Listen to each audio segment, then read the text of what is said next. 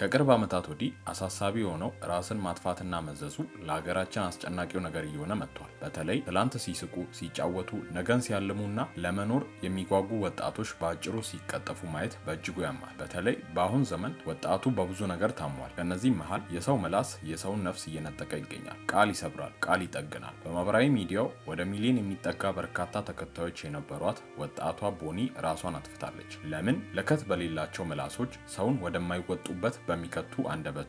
ያሳዝናል። ቦኒ እናት አላት። ቦኒ አባትም አላት። የወለደ አንጀትስ ይህን እንዴት መቀበል ይችላል? ሐዘኑ መራር ነው፣ ጉዳቱም ልብ ይሰብራል። በስልካችን ኪቦርድ ለሚታለፍ ስሜት የሰው ነፍስ ማሳጣት ኃጢአቱ የከፋ ነው። ሰው የዘራውን ማጨዱ አይቀሬ ነው። ለመሆኑ ቦኒ በዕለቱ ምን አጋጥሟት ነበር? ይደርሷት የነበሩ ስድብና ኮሜንቶችስ ምን ይመስላሉ የሚለውን ለመማሪያነት አሰናድተናል። በተመሳሳይ የቤተሰቡንና የራሱን ሕይወት ለመለወጥ በሰው ሀገር ባሉ ዜጎቻችን ላይ የሚደርሰው የአደባባይ ግድያ መበራከቱ አሳዛኝና አሳሳቢ ሆኗል። በደቡብ አፍሪካ በጠራራ ፀሐይ በአደባባይ ሕይወቱን የተነጠቀው ኢትዮጵያዊ ወንድማችን ጉዳይ የሁላችንም ጉዳይ መሆን አለበት። በጉዳዩ ላይ የኢትዮጵያ መንግስት ዝምታን መምረጡ አስገራሚ ሆኗል። በዚህም ጉዳይ በዝርዝር እንመለስበታል። እስከ መጨረሻው አብራችሁን በመዝለቅ ተጨማሪ መረጃዎችን ያድምጡ እያልን በቀጥታ ወደ ቪዲዮ እናልፋለን። በቲክቶክ እና በፌስቡክ መድረኮች በመቶ ሺዎች የሚቆጠሩ ተከታዮችን ማፍራት የቻለችው ወጣት ቦኒ ሕይወቷ ማለፉ ተሰምቷል። ቦኒ በተለያዩ የማህበራዊ ሚዲያ ስራዎቿ የምትታወቅ ሲሆን በቲክቶክ ከ800 ሺህ በላይ ተከታዮች እንዲሁም በፌስቡክ ወደ 300 ሺህ የሚጠጋ ተከታዮች ነበሯት። ወጣቷ ከዚህ ዓለም ከመለየቷ በፊት ባስተላለፈችው የመጨረሻ መልእክት በህይወት ጉዞዋ ውስጥ የገጠሟትን ተግዳሮቶች በማንሳት ለተከታዮቿ እና ለሚወዷት ሰዎች በሙሉ ስንብቷን ገልጻለች። በተለይም በማህበራዊ ሚዲያ ላይ የሚሰነዘሩ አሉታዊ አስተያየቶችና የቃላት ጥቃቶች በሰዎች የአእምሮ ጤና ላይ የሚያደርሱት ጫና ከፍተኛ መሆኑን ይህ ክስተት ዳግም አሳስቧል። የብዙዎች ቀልብ የሳበው የመጨረሻ መልእክቷም ለሁላችሁም ይቅርታ አድርጌያለሁ፣ እናንተም ይቅር በሉኝ የሚል ይዘት ነበረው። ይህ አሳዛኝ ክስተት ሁላችንም በማህበራዊ ሚዲያ አጠቃቀማችን ላይ እንድንጠነቀቅና ለሰዎች የምንሰጠው አስተያየት በህይወታቸው ላይ የሚያመጣውን ለውጥ እንድንገነዘብ ያደርጋል። ቦኒ በማህበራዊ ሚዲያ ከፍተኛ ተጽዕኖ ፈጣሪና በመቶ ሺዎች የሚቆጠሩ ተከታዮች ያሏት የምታድግ ልጅ ነበረች። ምንም እንኳን የተለያዩ ፈታኝ የህይወት ሁኔታዎች ውስጥ ማለፍ የሰው ልጅ ግዴታ ቢሆንም በዋናነት ሁኔታዎች እንደሚያመለክቱት እኩይ ግለሰቦች በሚሰነዝሩት መረን እንዲሁም ኃላፊነት የጎደለውና የተረገመ አስተያየት ሳቢያ ገና በለጋ እድሜዋ ራሷን አጠፋች። በቪዲዮዋ ውስጥ እንዲህ ብላ ነበር። ያስቀየምኳችሁ ሁሉ ይቅርታ።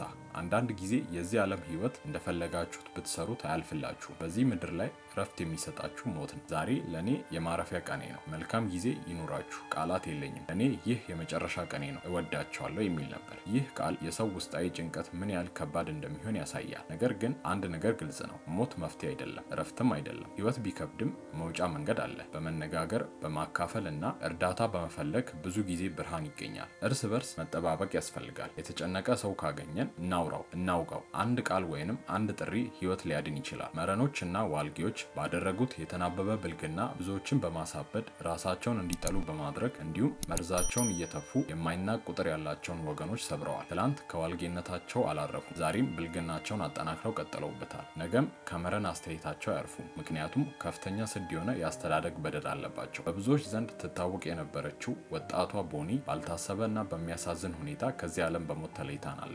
ይህች ልጅ በመጨረሻ ሰዓት ያጋጠማት ነገር እጅግ የሚቆጭና የሚያምነው። ቦኒ ለዚህ አሰቃቂ ውሳኔ ያበቃት የሰዎች ጭካኔ መሆኑ ደግሞ ነገሩን ይበልጥ መራር ያደርገዋል። ቦኒ በውስጥ መስመር ወይንም ኢንቦክስ ይላኩላት በነበሩ ተገቢ ያልሆኑ የሚያበሳጩ እና ስብዕናን የሚነኩ መልእክቶች ክፉኛ ተጎድታ ነበር። የሰው ልጅ ምላስ ከጦር እንደሚበልጥ ማሳያ በሆነ ሁኔታ በደረሰባት የስነ ልቦና ጫና ምክንያት የመሰናበቻ እንዲሁም የይቅርታ ቪዲዮ ሰርታ ለቀቀች። ያንን ቪዲዮ በለቀቀች በጥቂት ሰዓታት ውስጥ ግን የገዛ ህይወቷን በቀጠፈው አሳዛኝ ድርጊት ወደማይመለስበት ዓለም ሄዳለች። ቃል ይሰብራል፣ ቃል ይጠግናል። በማህበራዊ ድረገጽ ላይ ለሚገጥሙ ትችቶች ራሳችንን ካላዘጋጀን በቀላሉ ልንሰበር እንችላለን። ነገር ግን በምንም አይነት ተአምር ራስን ማጥፋት መፍትሄ አይደለም። የፈጠራትን ነፍስ የመውሰድ መብት ያለው ራሱ ፈጣሪዋ ብቻ ነው። አንዳንዴ ሰዎችን ስንናገር ለምንጠቀመው ቃላቶች ልንጠነቀቅ ይገባል። ያ ሰው ምን ያህል ዋጋ ከፍሎ አሁን ላለበት ማንነት እንደደረሰ የምናውቀው ነገር የለም። የሚገርመው ቦኒ ይህን ቪዲዮ የለቀቀችበት ኮሜንት ሴክሽኑ ራሱ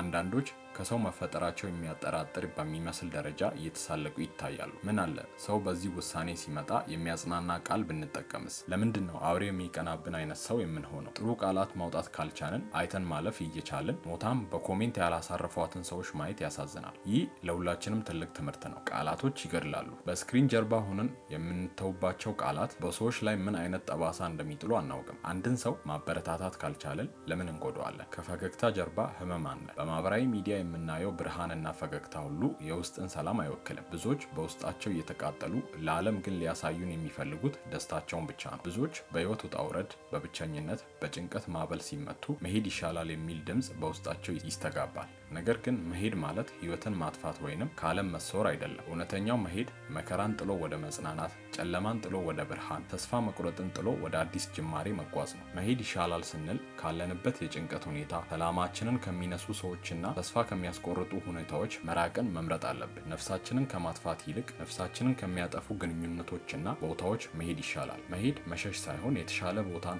መፈለግንና ራስን ማዳን ነው። ህይወት አንዳንዴ የጨለማ ዋሻ ትመስላለች፣ መጨረሻ የሌላትና መውጫ ያጣ። ነገር ግን በዋሻው ውስጥ መቆም ሳይሆን ዋሻውን አልፎ ወደ ብርሃን መሄድ ይሻላል። በህመም ውስጥ ማለፍ እንጂ በህመም ውስጥ መቅረት የለብንም። ዛሬ የከበደን ነገር ትልቅ ትምህርት ይሆናል። ካለንበት ስቃይ ወጥተን ወደ አዲስ ተስፋ መሄድ ታሪክን ይቀይርልናል። ዛሬ ይብቃኝ ብለሽ ብታስቢ እንኳን ነገ የምትረጂውንና የምታበረታችውን ሌላ ምስኪን ነፍስ እንዳለች አትዘኝ። አንቺ ካለፍሽበት ህመም ወጥተሽ ለሌሎች ብርሃን ለመሆን መሄድ ይሻላል። የአንቺ መኖር ለብዙዎች ተስፋ ነው። የአንቺ መኖር ለምስኪን ቤተሰቦችሽ ጉልበት ይሆናል። ህይወት ስጦታ ናት። ስጦታውን መመለስ ሳይሆን ስጦታውን አሳምሮ መጠቀም ይሻላል። ብቻዬን ነኝ ብላ አታስብ። በውስጥ ያለውን ትልቅ ኃይል ተመልከት። ካለበት የሐዘን ድባብ ወጥተህ ወደ ፈጣሪ፣ ወደ መጻሕፍት፣ ወደ ተፈጥሮና ወደ መልካም ሰዎች መሄድ ይሻላል። መፍትሄው መጥፋት ሳይሆን መገኘት ነው። ለራስ መገኘት፣ ለዓላማ መቆም። እባካችሁ የወጣቶች ራስን የማጥፋት ሂደት የመጀመሪያው ስላልሆነ ተጽዕኖ ፈጣሪ ወጣቶች ሆኑ ሌሎች ብሶታቸውን በማህበራዊ ሚዲያም ሆነ በተለየ መልኩ ሲያንጸባርቁ ቀረብ ብላችሁ ከጎናቸው መሆናችሁን በማሳወቅ አበረታቷቸው። ከፖስቱ ኮሜንቱ የሚል ወራዳነትን የሚያበረታታ አባዜ ገና ብዙዎችን በለጋ እድሜያቸው ይበላቸዋል። አዎ ይሄው ተረባርበው ቀጠፏት፣ በሏት። ሞት ጊዜውን ጠብቆ ይመጣል። ከሞት የሚቀር የለምና የእሳት እራት አትሆኑ። በሌላ በኩል ደግሞ በጠራራ ፀሐይ በአደባባይ በደቡብ አፍሪካ ስለተገደለው ኢትዮጵያዊ ወንድማችን የተለቀቀው ቪዲዮ ብዙሃኑን ያሳዘነ ድርጊት ሆኗል። በተለይ በደቡብ አፍሪካ የኢትዮጵያውያን ግድያ አሳሳቢም ሆኗል። በጆሃንስበርግ ከተማ ምግብ መሸጫው ውስጥ በመመገብ ላይ የነበሩ 3 ኢትዮጵያውያን በጥይት ተደብድበው መገደላቸው ተገልጿል። ሚያዝያ 19 ቀን 2018 ዓ.ም በተፈጸመው በዚህ ጥቃት ከኢትዮጵያውያኑ በተጨማሪ 2 ናይጄሪያውያን ጭምር ህይወታቸው ማለፉ ተረጋግጧል። ጥቃቱ የተፈጸመው ደቡብ አፍሪካ የመጀመሪያውን ዴሞክራሲያዊ ምርጫ ያስመዘገበችበትን የነጻነት ቀን እያከበረች ባለችበት ወቅት ነበር። ድርጊቱ መጤጠል አራማጅ የሆኑ የሀገሪቱ ዜጎች በስደተኞች ላይ የተቃውሞ ሰልፍ ጥሪ እያደረጉ ባሉበት ወቅት መከሰቱ በስደተኞች ዘንድ ስጋትን ፈጥሯል። የአካባቢው ፖሊስ ግድያውን አስመልክቶ ምርመራ መጀመሩንም ገልጿል። ይሁን እንጂ ስሙ ያልተጠቀሰ አንድ የፖሊስ መኮንን ግድያው በኢትዮጵያውያኑ መካከል ባለ አለመግባባት የተፈጸመ ሳይሆን አይቀርም የሚል ጥርጣሬውን ለሚዲያዎች አጋርቷል። የኢትዮጵያ ኮሚኒቲ አባላት በበኩላቸው በድርጊቱ ማዘናቸውን ገልጾ ጉዳዩን በገለልተኛ አካል እንዲጣራ እየጠየቁ ይገኛሉ። ይሁን እንጂ የኢትዮጵያ መንግስት በዜጎቹ ግድያ አንድም መግለጫ አለማውጣቱ አስገራሚ ሆኗል። እኛም ለሟች ቤተሰቦች እንዲሁም ወዳጅ ዘመዶች መጽናናትን እንመኛለን።